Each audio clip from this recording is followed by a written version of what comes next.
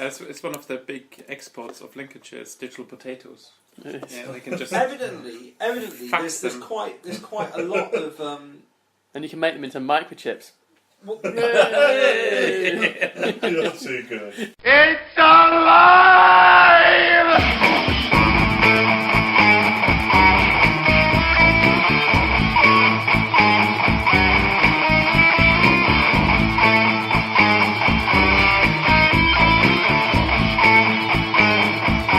Let's show this prehistoric bitch how we do things downtown.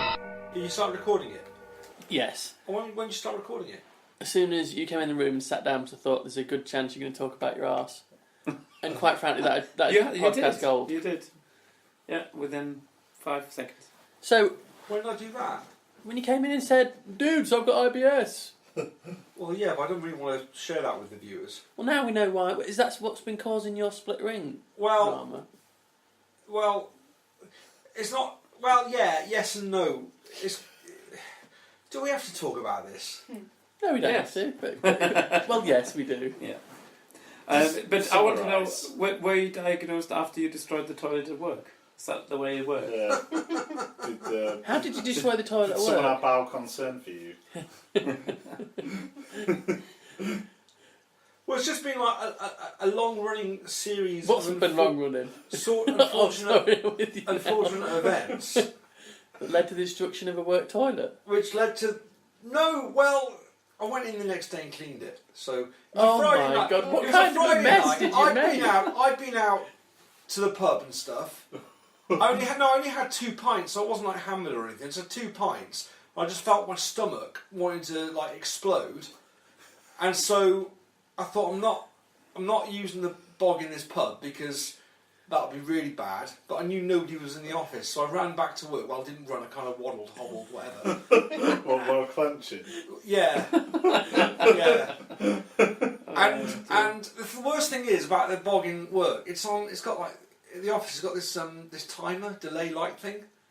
So I was there exploding my guts. I was there for about 10-15 minutes. It was ridiculous. The light went out. Yeah, the light went out. I couldn't turn it on because every time I went to go to turn it back on again, like I just kept going off. And then I started like all this sludge and mucus and stuff started. Oh my God! Way too much. And with the history of stuff, all of the symptoms I've got are indicative of IBS. Isn't your story the definition of oversharing? A little bit. Well, I didn't want to friggin' overshare. He asked Textbook. a bloody question, and no one knows who I am. And so you it's all answered right. it. Yes, you did. But nobody knows who I am, so it's all right. So have you been diagnosed, or is this self-diagnosis? The diagnosis is by a friend of the girlfriend's who happens to be a doctor. Well, that's good, isn't it? A friend of a friend diagnosed me. What did No. The thing with IBS is there are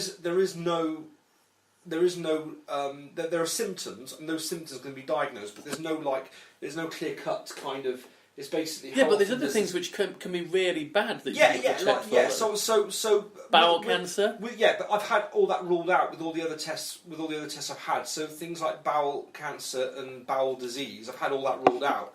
So the only thing that can explain it is just IBS. But IBS affects 1 in 5 people. And it's a bit of a misnomer, really. It's just a process of elimination. You've got to just cut out foods and change your lifestyle to the point that it gets Don't better. ever eat food again. Well, no. The IBS never bothered him. He did die 3 weeks later. But the thing is, it can be anything that sets it off. It can be like stress. It can be diet. It can, You've been eating clean, though, haven't you? Since New Year's, when you made the vow on the podcast, so it's recorded for all time. You have been eating clean. 90% Just clean. Yeah. chicken and vegetables. Pretty much. I mean, there's been a slight deviation. Apart Apart from whenever you've been round here, but other than that, what have I eaten when I've been around here? chocolates. Chocolates, biscuits. I've maybe one biscuit. You had about 20 chocolates. When, Celebrations. You ate all of the. that was before I started this mission. I actually came And you back. confessed last time that you had like 20 biscuits when you went to somebody's house. Oh yes, You did. Feat of memory. the prosecution. Long and the short of it is, it's a process. I've just got to now be a bit stricter. So I don't have I honestly would get yourself checked out though. Seriously. Well, no, I have been. Don't forget, like the amount of damage I did down there. I was checked out. There's but that's fingers up there. an old finger. You need to basically have a camera crew sent on. But so you've been checked out. Yeah, well, I haven't got like dark blood and stuff. Apparently, if you've got like dark blood, so I'm not presenting with any of the signs of anything. If I was a really doctor, bad. I would want to look at the lining of your intestines now. After you've said all that, I'd want to see what it looks like to see if you've got, because you can get bad sections of it where all the lining starts going all funny and things like that. But I'd want to know. They said that because I'm presented with any of the symptoms of bowel cancer. I'm presented with any of the symptoms. No, of bowel not necessarily bowel cancer, but there were a plethora of other shitbox diseases that you could have. I'd want to have a look and see is there something wrong with a, I want them to basically, me personally, I want them to send a fibre optic up your arsehole. And I want you to bring the film footage back in. And I want to put it... The doctor said there was no point because I'm not exhibiting any of the symptoms that would warrant a fibre optic going up my backside. Well, the fact is that you just said that you've had a 15-minute mucus shit. So what are you going to Yeah, but that's indicative of IBS. A mucus shit is indicative of IBS. It's not indicative of anything Can we else. stop saying mucus shit? That is the title of this episode. Mucus shit. Can we honestly, why can we just Is anything happening not on go TV? down the road every day? Not on the sort of CCTV that you've got It's in just mind. becoming a bit too much now. It's just people will be turning off because they won't want to listen. Anyway, so welcome to Empire of Geek, and on the show this week, although I've got a feeling that you'll have heard about 5 minutes worth of stuff before the show You've got starts. to edit that out. We've got, I'm not editing anything out, that's going in as it is, it's perfect. We've got Andy, Hello. who wasn't here last week, even though he said he was going to be a shit house. Well, I'm good with Sunday nights. I'm not great with Monday nights. It's true. So. We've kind of traded you in really, haven't we? Because we had Lord Catface here last time, and we've swapped him for you, which promises us at least one thing. It's going to be a much shorter show. Is it a bit more chatty with Paul? Fucking hell. He thinks it's question time. It's quite philosophical, isn't he? He goes all David Dimbleby on us. I think I don't know if he's got like a list of words that he has to use up. Tick. But he goes on. We've also got Raoul sitting more comfortably and on his phone straight away. I'm playing Worms. You might flaming have worms from the sound of it. That's very true. And we've also got Dr. G. Hello. Hello, Dr. G. Now, should we get straight on with it? The big news this week is the sad death of Mr. Spock, Oh, yes. Leonard Nimoy, at 83. I didn't realise the other day that Florian was chatting away, making jokes about him, not realising that he was dead. I was referring very gently. He wasn't caught by Operation Yewtree, was he? He was one of the few people from the 70s that... And he was also not British. Yeah, I was going to say. Apart from that. So he died, Rob? He actually died this week, and you made a joke about him being a paedophile.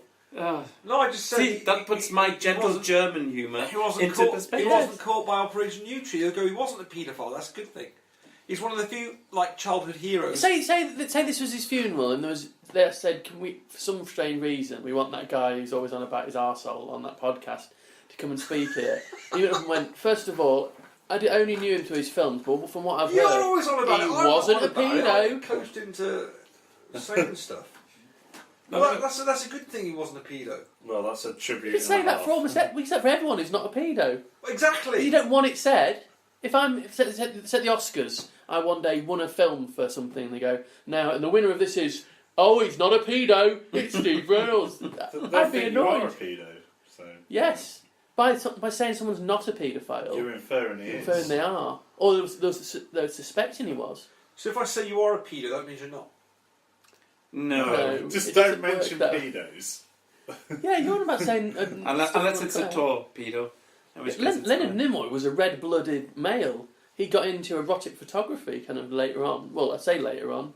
He's been doing it for donkey's years. And you say erotic photography? What? Just naughty stuff. He took photos of. He did a lot of photography shows of his work. He also sang, which, to be fair, was a crime. Bilbo Baggins is a classic song. Yeah. I love a bit of that. I think he's better. He spoke more than sang, really. Although I've heard some bits of him singing. Wasn't that Shatner that spoke, not sang? Yeah. Well, Shatner. Rocket Man, didn't Nimoy is a better singer than Shatner. That's not hard, is it? Yeah. Shatner brought out 2 different albums. He brought out I think it was The Changing Man, or Transforming Man was his first one. And then he brought another one with Ben Folds 5 a few years ago. I like a bit of Shatner music. So yeah, very sad to hear Leonard Nimoy dying. Not the sort of Shatner music that Raoul came out with. That came from that toilet room that he destroyed. Can we like seriously edit all this out and change it? Because you coaxed me into this shit. We never coached you into it to a shit and you messing started up. talking about it. I feel I have to clarify it. I said give us a summary, and you went into all this detail about. Well, I kind of figured I had to like justify it, and it'd be better if nothing was Let's said. just say, for the benefit of the listeners, you did walk in the room as soon as you got here and you said, "Oh, I've got IBS." You started it. You literally put it out. No, you there. asked me, and I said. Then you told us. Yes. In and then great you went straight into the toilet, which God help us who the next person goes in there. Oh no, I'm not going in there without a flamethrower. Okay, the next thing I want to talk about is we were talking last week about sequels. We were on about Neil Blomkamp is going to be doing the new Alien film. Yes. And there's been some talk since then that they're going to ignore Alien 3 and Alien Resurrection, whatever it was, because they're universally seen as a bit shite. Well, they were pointless. But another film was announced as having a sequel, which kind of got overshadowed, and that's Blade Runner. We're going to do Blade Runner, which everyone's really happy about, I'm sure. So Blade Runner came out in 1982, obviously starred Harrison Ford in it. Ridley Scott directed it. He's not going to direct it this time, but he's going to be involved in some way. They're going to get... Harrison Ford's coming back as Rick Deckard, and they're going to get Denis Villeneuve, who did a film recently called Prisoners with Hugh Jackman and Jake Gyllenhaal, which me and my good lady saw. Remember that film? You probably don't remember it. It was actually a good film. Very atmospheric, and it's basically these 2 girls got kidnapped, and the father, one of them, Hugh Jackman, he thinks this lad with learning difficulties did it, so he kidnaps him and starts torturing him. And it's all about guilt and how far do you go when you feel you're justified before you start to feel guilty for what you're doing. It was a good film, actually. It was bloody as dark as, I don't know, a toilet bowl after Rob's and his night with his after the pub. Oh, sorry, Raoul. So yeah, what do you think about that, Florian? Well, it's not a problem to do a sequel to a film that hasn't been an iconic film in any way, shape, or form. And unfortunately, Blade Runner isn't one of those films. I think, from the book to the screenplay to even Harrison Ford's acting and Rutger Hauer's, acting and so on. It's just iconic. I can't see how they can possibly... It'll be like Tron 2, like Tron Legacy, which is utter, I mean, the CGI obviously better, but if the storyline doesn't live up to it, I just don't understand. There was a punchline for the film, that's the whole thing. So there was an end to it. It wasn't like begging for a sequel to be made. So, yeah, I'm not sure. But I will say, once again, what I always say, I'm probably going to go and see it anyway. Yeah, I'll be going to see it, because I think it will be good. Yeah. Have you read the book? Do Androids Dream of Electric Sheep years ago. It's an odd story.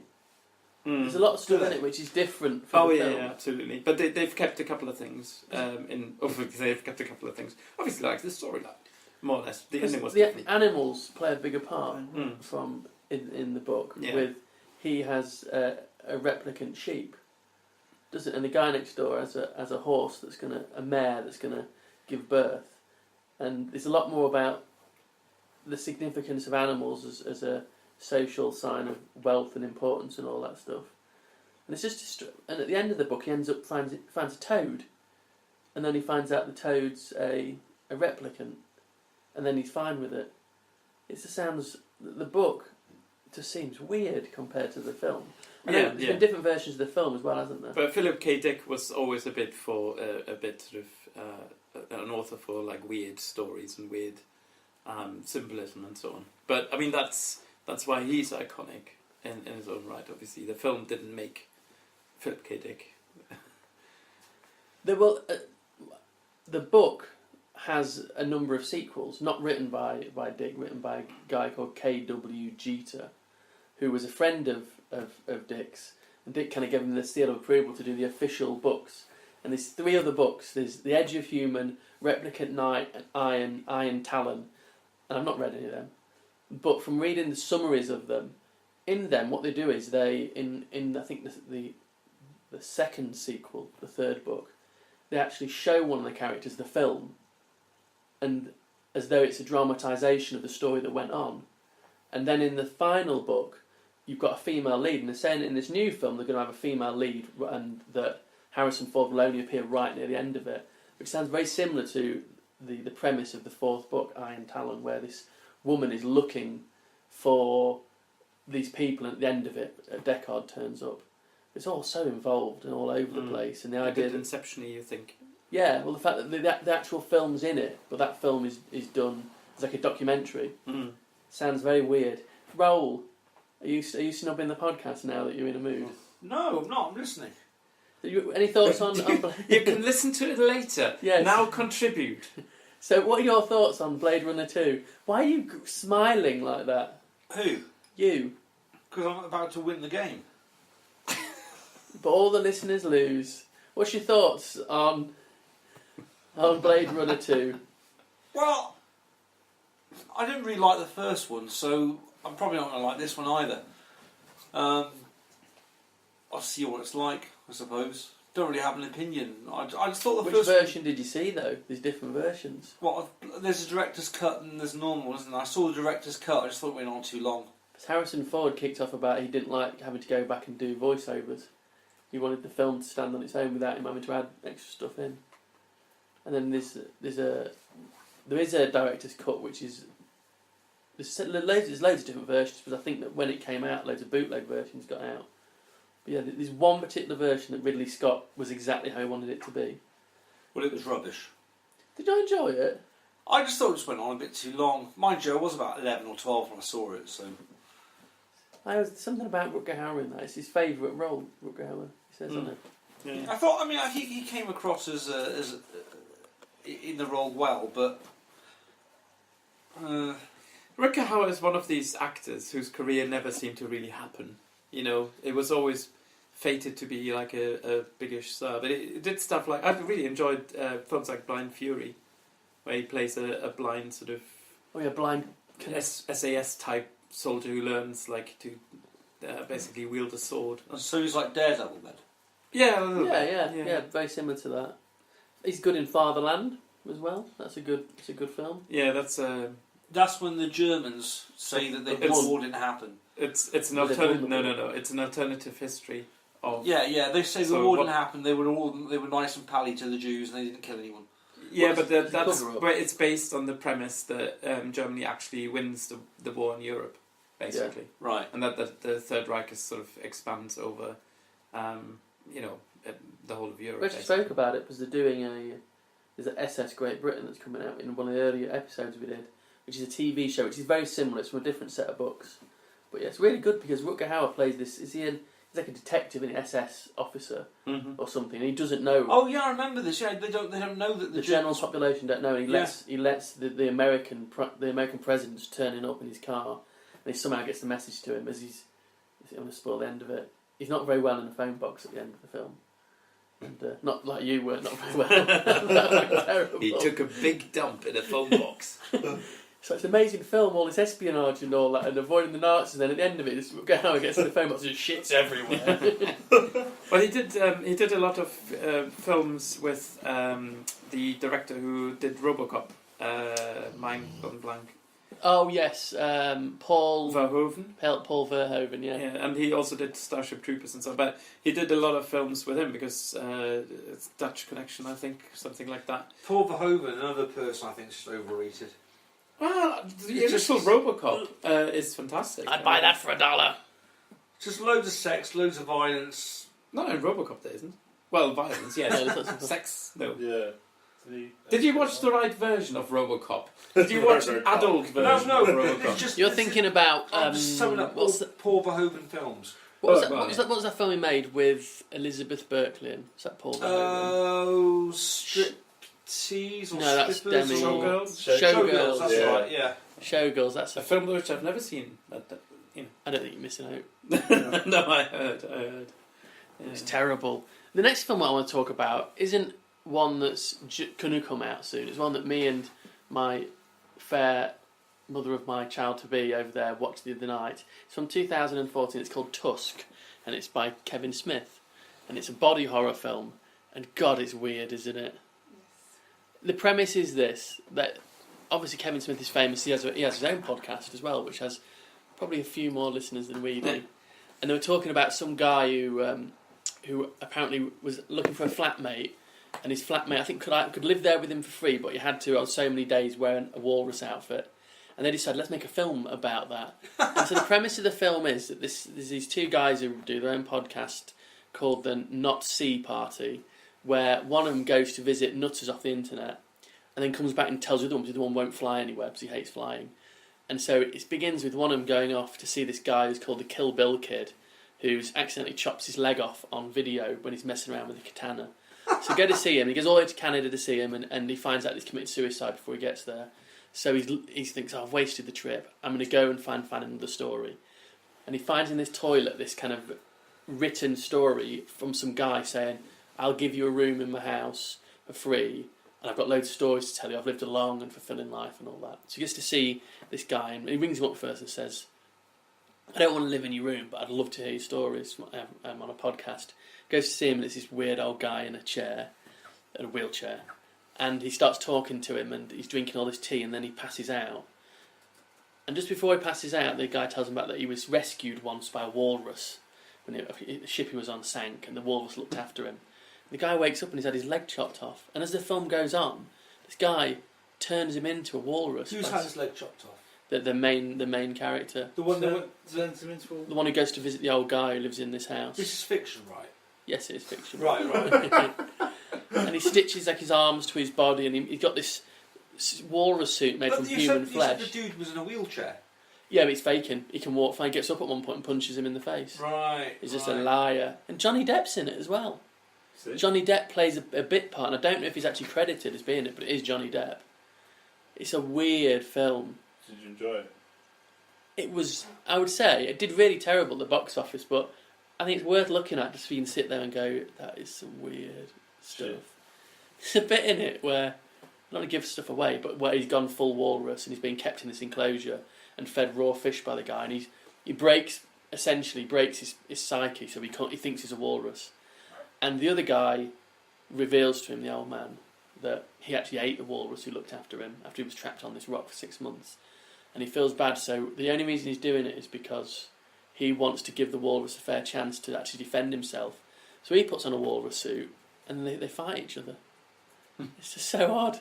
But with the tusks, like trying to stab each other with the tusks which they've got on the head. One's got them fitted in because he has his tongue ripped out and stuff, but it's just such an odd film. How the hell do you write something like that? It's weird, but did you enjoy it? It started off okay, but it got a bit weird, didn't it? It did. I think though it's going to be a cult hit on account of that. After years and years go by, it's just so strange. How can you not? Yeah. How can you not watch it? So yeah, try and find Tusk if you've got a free moment and you don't mind wasting about 15 minutes of your life. Is it 50 minutes? Oh no, it's a full movie. Right. I'd say, But only half of it is wasted because first half is okay, second half is. but he's doing a sequel to it. Kevin Smith is kind of a sequel. He's doing a trilogy of films, which is something like the Great North films, and so he's got that one. He's having the same cast, but it's a different story. It's about two yoga-mad teenagers who open a rift into a hell dimension and have to defend the world. I like he's got his feet on the floor with it. And I think Johnny Depp's character is the same character in it, but it's a weird film. It's If you a get bit a like chance. Hellraiser, though, isn't it? A little bit, yeah. The old lament configuration. Well, the next thing I wanted to talk about is not film news.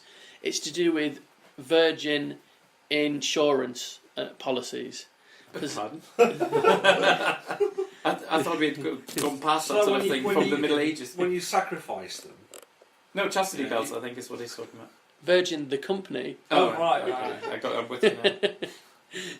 This is to do with the Virgin have come out recently and they've decided that they're going to bring out a whole new policy that covers you for the following things: engulfed by a sharknado, attacked by a 100-foot tall Stay Puft Marshmallow Man, a Dalek invasion, attacked by a world terraforming engine, injury caused being pursued by a giant from a cloud-based castle, getting trampled by Godzilla, attacked by a Decepticon, attacked by a heat ray from a Martian tripod, attacked by the Loch Ness Monster, or being given the Crucius curse by Lord Voldemort. They're actually going to cover you for all of those things. Attacked by Decepticon? Yes. Well, you can just get some dude dressed in a Decepticon costume and shoot you. As long as you die, yeah. You'll get your money. It's a life insurance It's a life insurance policy. You have to die. They have added a thing at the bottom that says, shit. however, Virgin would like to point out that falling from a beanstalk itself is not covered because of the risks involved in taking on the tasks invalidates the policy. It's good to see that the £3, which they've put on my bill, is going to good use. Well, Virgin do repeatedly every 6 months seem to increase people's bills, don't they? It's for not shit even. houses. It's not even April yet, though, so that can't be an April Fool. They must be dead No, serious. noticed mine's gone up. Well, they've done it obviously because they want to take more money off people, but they're doing it to make a point that for every 16,000 British adults, only 23% of them have a life insurance policy, which means That's why, because the product is shit. That only covers you for stuff that's not going to happen. Sure events. Yeah, the thing is, if I die, it doesn't really matter.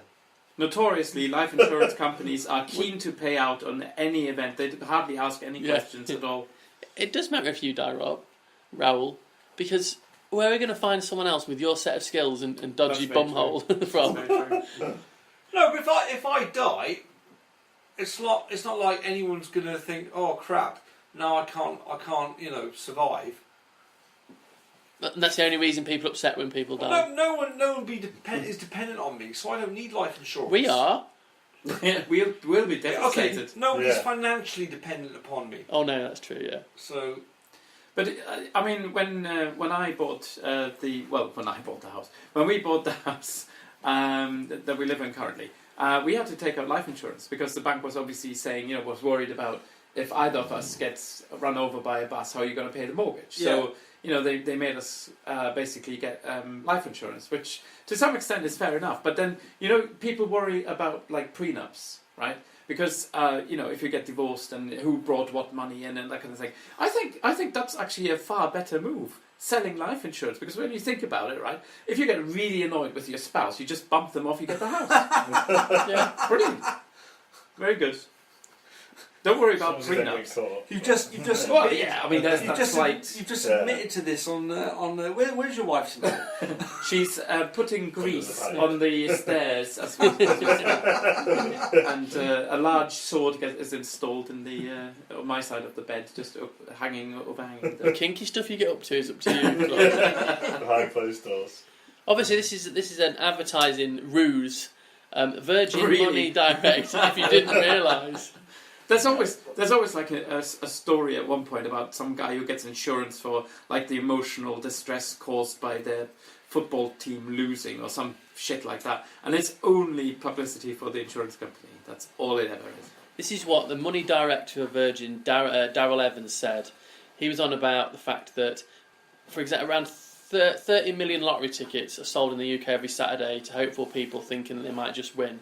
However, the odds are actually higher for them meeting an unfortunate end than actually winning any ticket. That's Virgin all around, always cheerful, always looking on the bright side. And so he said, so it goes on to say, essentially, what this tells us is that if Londoners got caught up in a row between Thor and the Dark Elf Malekith over his plans to destroy the universe and restore the Dark Elves to dominance by unleashing the ether at the centre of the convergence in Greenwich, fewer than 2 in 10 adults would have appropriate cover. Which he's got a fair point, I think, there. 2 in 10. That's why 2 in 10, marketing guys should not be composed of IT consultants. I think that's what I'm learning from this. I play role-play games. Dungeons and Dragons. Are you insured, by the way, Raoul? No. I've So got house Loki insurance could smite you because and you'd that be- was a condition of You have to. that was a condition of purchasing my house, but no, don't have any life insurance. Like I said, What about critical illness cover? Sorry, Any critical illness cover? nope. Or anything? I can't get it anyway because I'm self-employed. They won't let me have it. Oh, yeah. Poor you. Anyway, let's move on to TV. And this isn't really TV. This is actually, because I've set up a Twitter thing, I'm getting a few people following us now. And one of the people who followed us is a group who, the Twitter's something like Portal. And it's going to be a new sci-fi web series, which is going to appear on Dailymotion from the 31st of March. It's 6 parts to it. It's a web series, as I said already. It's funded by Dailymotion and the Screen Yorkshire Fund. And it's by a group called the Future Artists Limited, which is this group who have made loads of different films, but they also do events and stuff that you can go to. And some of it, so you can look at their website and look up future artists on the internet. And they will distribute kind of cool projects and take them on and help produce them. So this web series that appears on the 31st of March, called Portal, I'll give you the little read up for it. It says, there's a brand new drug on the streets, one that requires you to enter a medically induced coma before you can enjoy the full effects. With a good dose, you can escape the pressure drag of everyday life and step into a whole new reality of your choosing, remaining there for as long as you can afford it. The drug is known as Portal and allows you to become anything you ever wanted to be, to live out your wildest fantasies at any point in time, in any space. Imagine having that portal to escape from. But what if Portal, the most addictive virtual reality and social media space on Earth, was banned? What if your portal to escape was closed? How far would you go to get it back, Florian? It doesn't say that, by the way, at the end. Who would write the software for that fictional piece of virtual reality? If it's Microsoft, I'm not touching it until version 3, because that, quite frankly, is what you. No, it's it's interesting. There was, I think, an oatmeal cartoon about Google, and there was Google's tagline, which is "Don't do anything evil or stupid" or something like that. Don't do anything evil. Don't be evil or something like that. They basically, I think it was from the oatmeal, where he sort of created a cartoon where he said, let's write a website where everybody will give me their most intimate details, and then it's turns out it's Google, and really people, they're so invasion of privacy, but just imagine the amount of information you'd have to give to a portal like that. You'd have to give literally your most intimate fantasies and so on, otherwise it wouldn't work, because you're not going to live out your dreams by just going, I want to be Superman. That's maybe it would keep all your content somehow at source so that it can never be ripped off you by bad guys.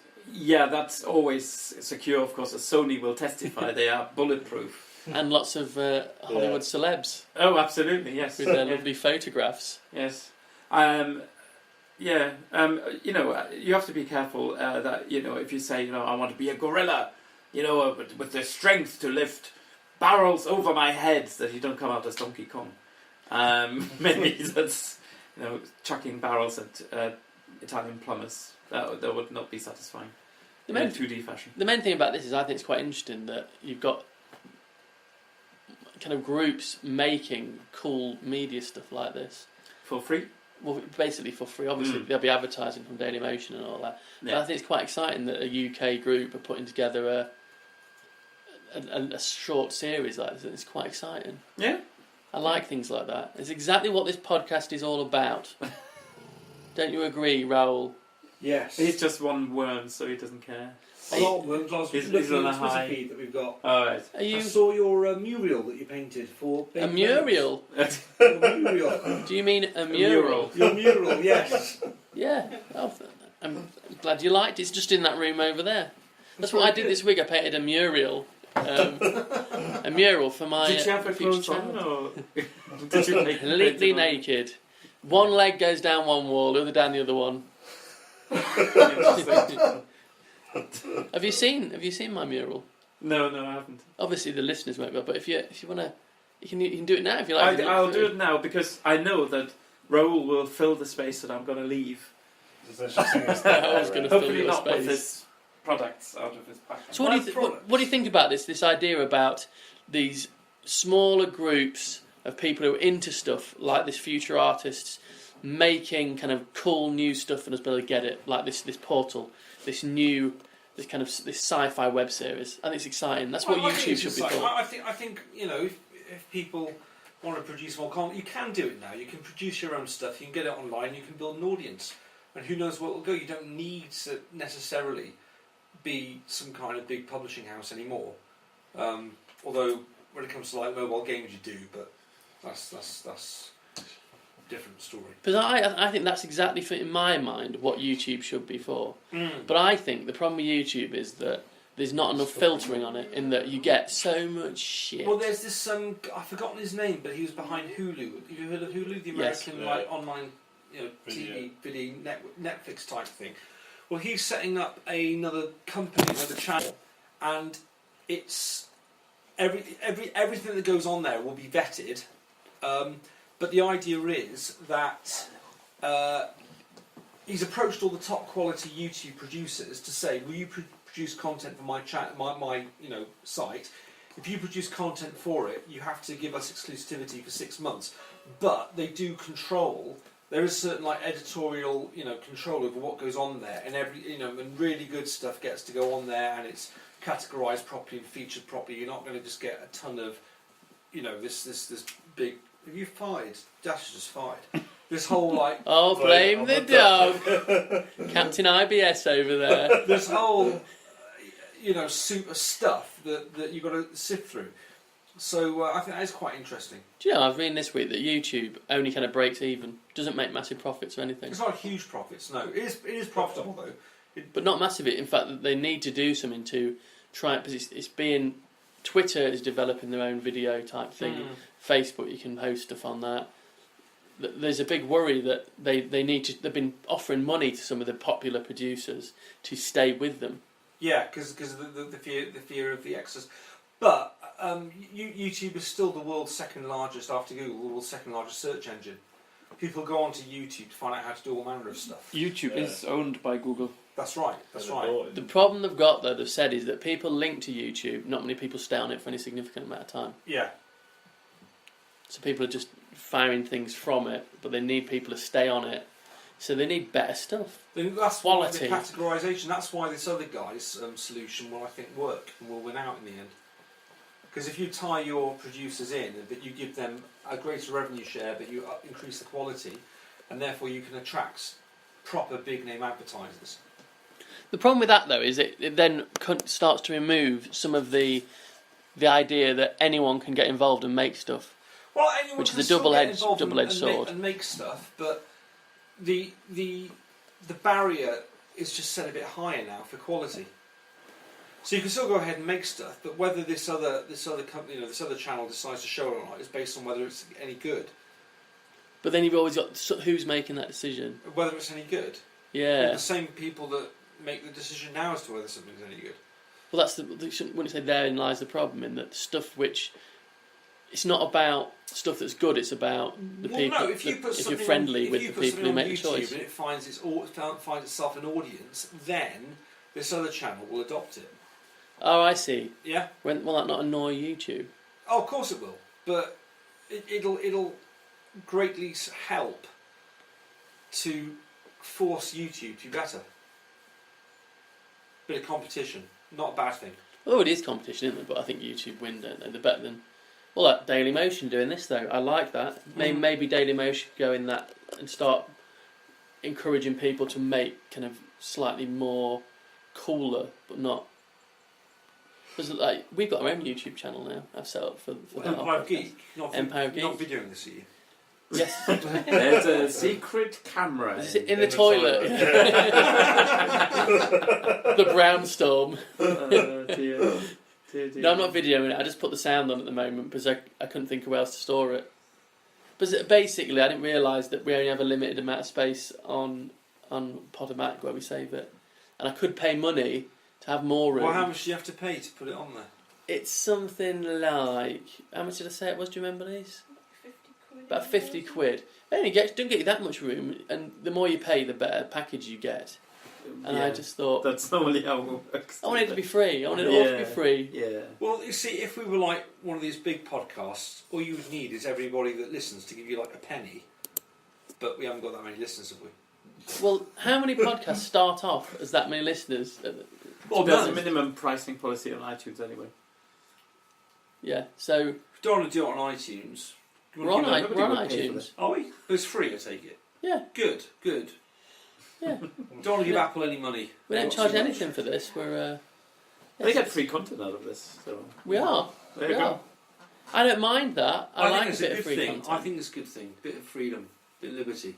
Yeah, but you do understand that you do have to build up an audience, Raoul. Well, I know that.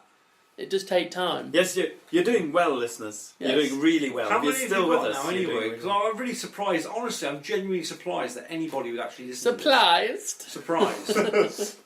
You went that a little bit anybody would- racist Chinaman then. I'm very surprised.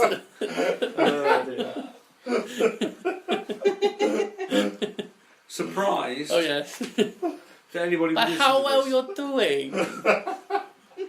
You sound like just then. Peter Sellers in. The Goon Uh, Show. Well, Yeah, I was going to say one of the Fu Manchu. Pink Panther films. Uh, Yeah, he did a Fu Manchu as well, didn't they?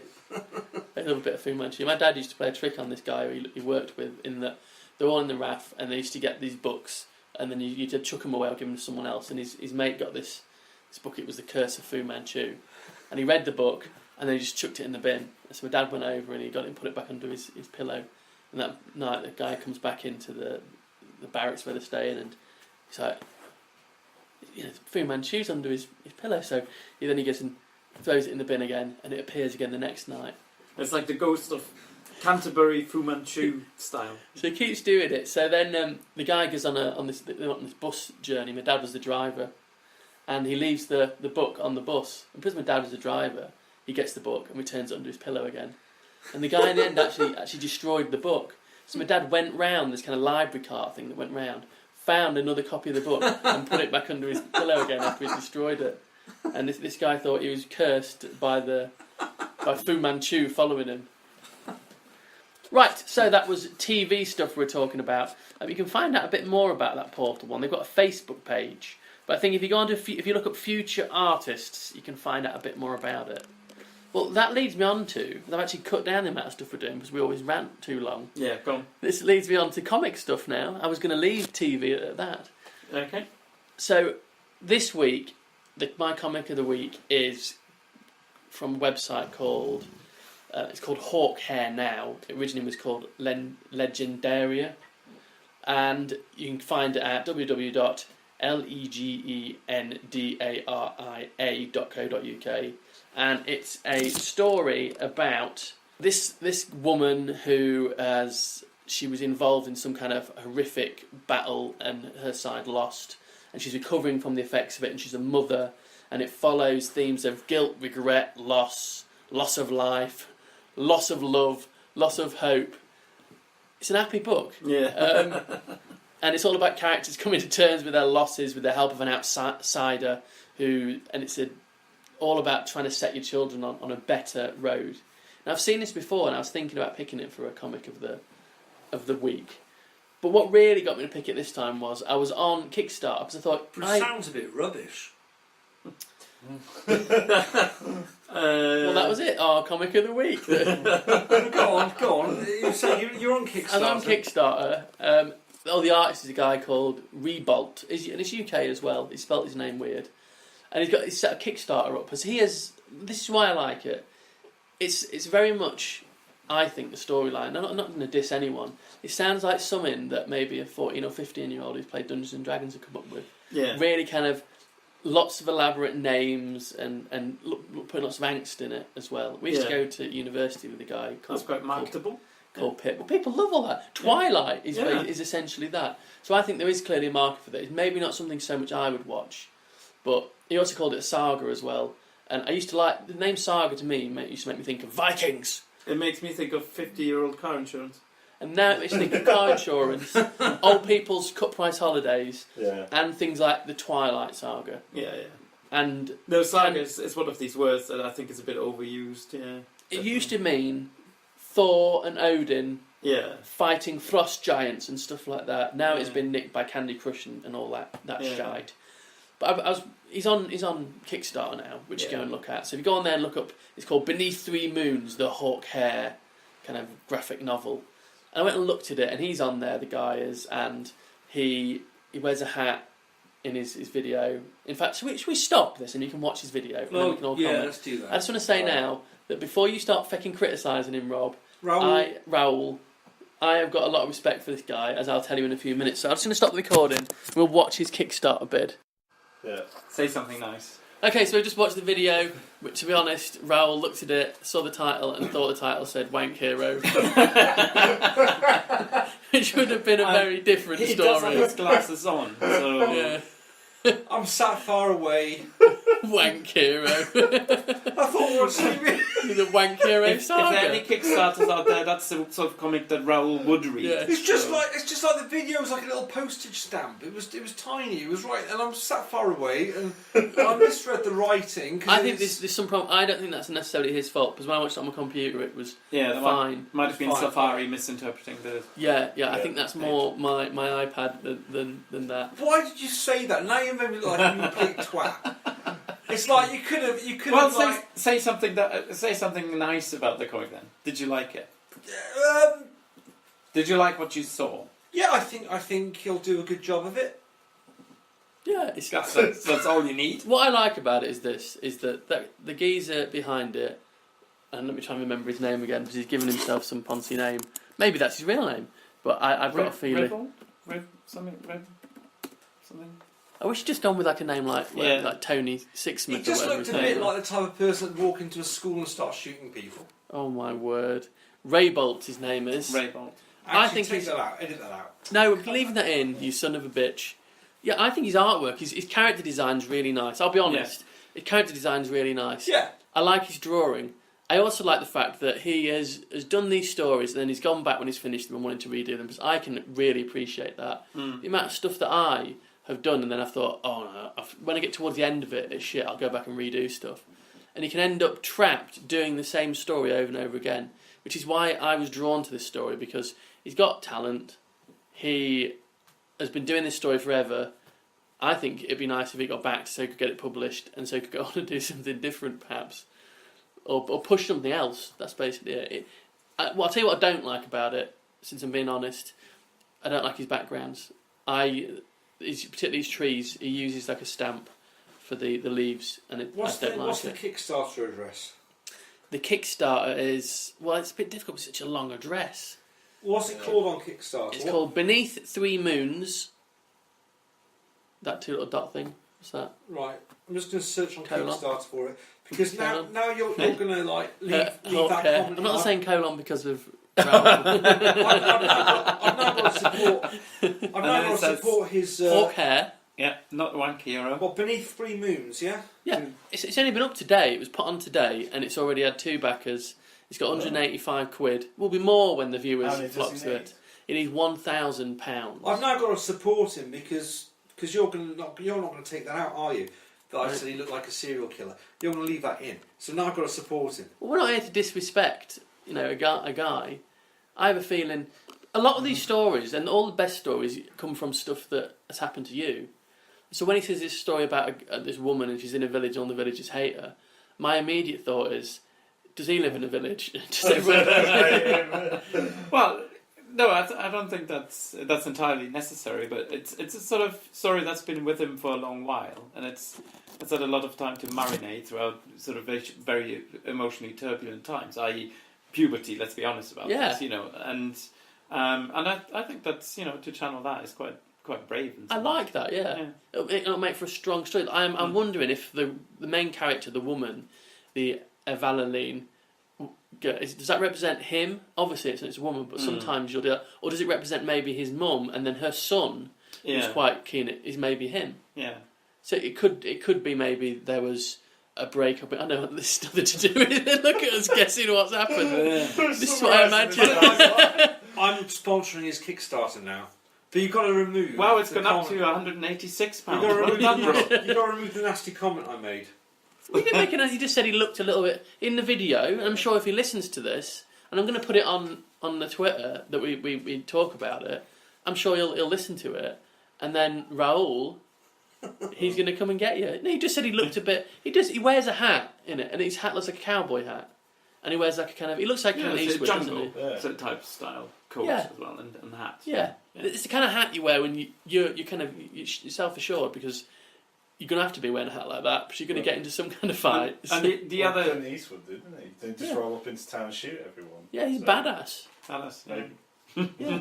But the other thing is, if you are making enemies in the world by saying nasty stuff about them, a comic book artist is not the sort of powerful enemy that I think you would Well, it's necessarily not that. mind. I just don't like being It's- nasty about people, you know? Yeah. It's fine to like say nasty things behind people's backs, but I know, don't you- think there's much about saying that behind his back now. I think it's pretty much out there now. don't like, be rude to people's faces. That's just not on. Or his ears It's when he much listens better to to it. just slag him off without them knowing. Yeah. Well, look, Andy, there's some. Well, to be honest, I like what he's doing. Yeah. I think it's commendable, and I think if I was gonna, not that I'm in a position to give him advice, it'd be sometimes you've got to get stuff done and put it out there and move on to something else. No, that's true. And That's be true. less But of course, miserable as well. having listened to you now, Stephen, the only problem is he's going to go back now and redo the whole thing and not use that stamp for the background. Thing is, Yeah. you can spend all your time in your room cutting yourself, or you can just get stuff done. Do you know what you said you want me to cut out when you've made some... You've attacked someone who you don't know. Then you continue to attack them. Well, I wasn't attacking him. I was just We have saying. never attacked any of the Comic of the Week people. You've made a... Before you even had seen it, you made a judgment about someone. Hadn't you, you son of a bitch? Is there any cons coming up? Oh. Yes, there are. Excellent, good. Look at you understanding the structure of the show. So anyway... And also, I want to go home at one point. There are 3 main conventions coming up soon. The first one is going to be... There's lots of other ones going on, but these ones are picked out. And incidentally, if you are listening to the show and you're involved with the con, please message us at Empire Geek at Twitter and tell us about it, and we'll mention it for sure. So the first one is a big one. It's the Super Comic Con, London Super Comic Con, March the 14th and the 15th, 2015, at the Excel Centre in London.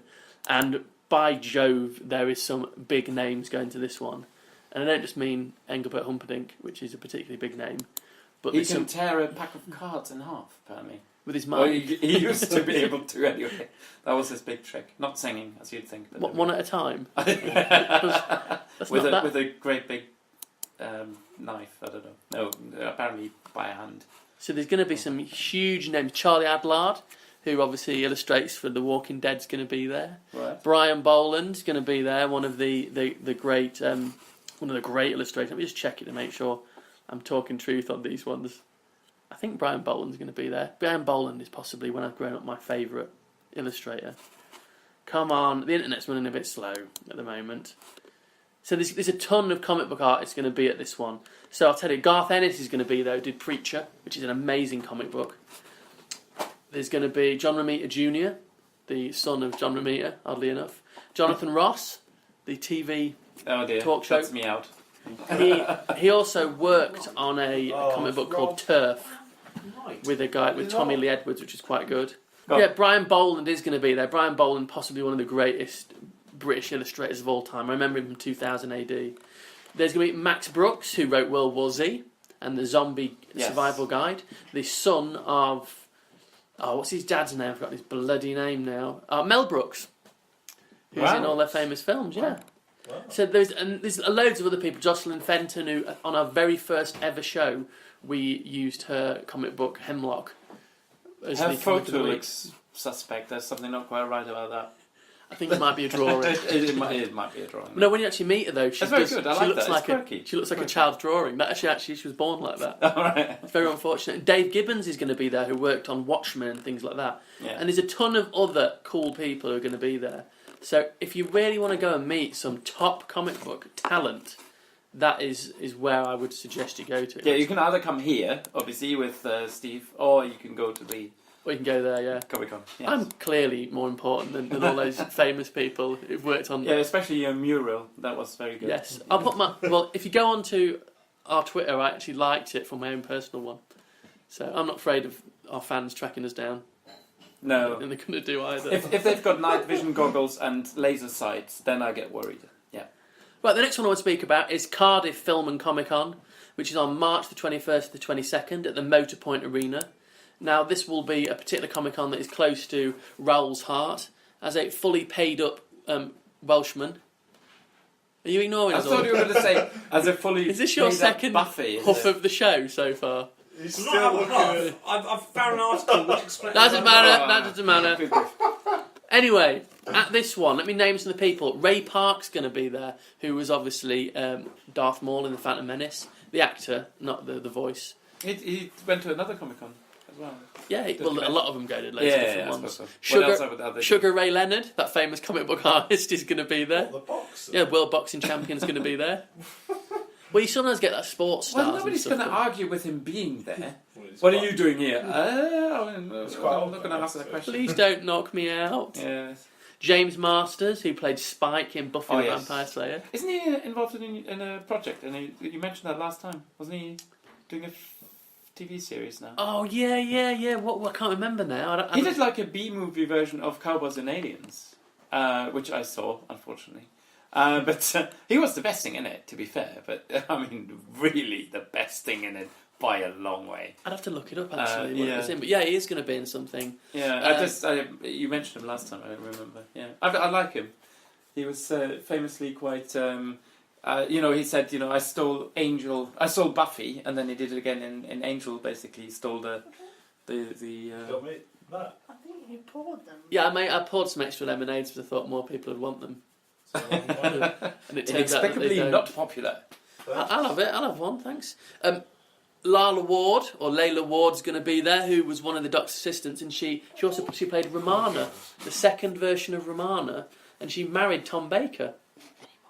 And then they fell out. And I think you can pretty much see it. But yeah, Tom She Baker's married ex-wife. Dawkins after that. Did she? Christopher Dawkins? Richard Dawkins. Oh, Richard Dawkins, Christopher Dawkins. his not so successful younger brother. Dave Prowse, who goes for everything, it turns out. In fact, should we get Dave Prowse on the show? I'll tell you, you could get Jodie LaForge probably coming up on the show. Oh, I used to get LeVar Burton on the show, wouldn't it? And there's a ton of other important people who you'll want to see. Now, the main three important people are Bob Hardcore Holly. Do you ever used to watch wrestling? I'm not a wrestling person. The Alabama Slammer. He was... That just sounds unhealthy. well, it is if he hits you with it. Well, he hits you with it. It's not his name. It's the... No, the Alabama Slam is one of his moves. It's basically... right, okay. It's I like thought it was this implement with which... Imagine a power bomb, as I'm Yeah. sure you're familiar with. Not. But you kind of swing them back over your head and then you slam them down. Oh, right. Colt Cabana, the wrestler, Yeah. is going to be there. And also David Hart Smith Jr. And guess who he's the son of, Andy? who? David Hart Smith Jr. Hart, Who could he as be? in Brett the Hitman. Yeah, but Smith Sony as well. Hart. Sony Hart. It's Davy Boy Smith, the British Bulldog's son. Oh, really? Yeah, he's a wrestler in his own right as well. Yeah, so they're all going to be there. So if you're a big wrestling fan like I am, Ethan Phillips, who played in Voyager. Oh, yeah, he was the little annoying... Sorry, Ethan Phillips. Very good actor. But he was... Flox. He was Flox? Was it? No, Flox? no, he wasn't. He was a No. little... What was he called? He owned the bar, didn't he? Yes, yeah, the morale thing. He was an annoying gig. Well, the character was, yes. Yeah. I'm sure Ethan Phillips is a lovely guy. Yes, that's what I mean. We're not on the you show mustn't just to be confuse character and actor at this point. Criticising people. And Kenny Baker, who was R2-D2, is going to be there. So that is Cardiff Comic Con, which is coming up soon. Where's my list of it? Yeah, so that's... if you want to check that out on the internet, it's Film and Comic Con, Cardiff, all one word.com. And finally, there's NewcastleFilmandComicCon.com, which I think must be done by the same company, because if you go to the website, it looks pretty much the same. And it's on March the 28th to the 29th at the Metro Radio Arena. But they've got some different people there. James Masters is going to be there again. But there's going to be, as well, Robert Llewellyn, who played Crichton in Red Dwarf. A bunch of other people connected with Red Dwarf as well. Robert Macchio, who he was in Scrubs, the inappropriate guy in Scrubs. Stop being more interested by the television than our podcast. Yes. Sorry, go on. So, Yes. Bonnie Langford, the most annoying Doctor Who assistant ever. Yes. Louise Jameson, who famously played Leela, who was the assistant of Tom Baker, and she had to wear contact lenses for that because she had blue eyes, and she had to wear brown contact lenses. And then they annoyed her so much that actually they wrote it into the show. That they saw like a star explode and it changed her eye colour. Nice. Jeremy Bulloch, the original and the best Boba Fett, is going to be there, as well as a host of other cool people. Garrett Wang, what a great name. Oh, he's from Voyager also, isn't he? He's the Tom Paris's friend. Yeah. Oh, God, if only I'd watched... No, why am I even saying that? If only I'd watched more Voyager. No. He was the little kind of Asian American one, wasn't he? Yeah. Ching Chong. He was... Fu. That is... I'm sure that's a little bit racist. But he was a very straight-laced character. He was. Oh, what was his name? He was a nice guy, though, wasn't he? Yeah. So I'm cutting that last bit out. And you know what? That is it for the show. So, night from me, Steve, Andy. Good night. Florian. Good night. Rob. Roll. Goodbye. See you.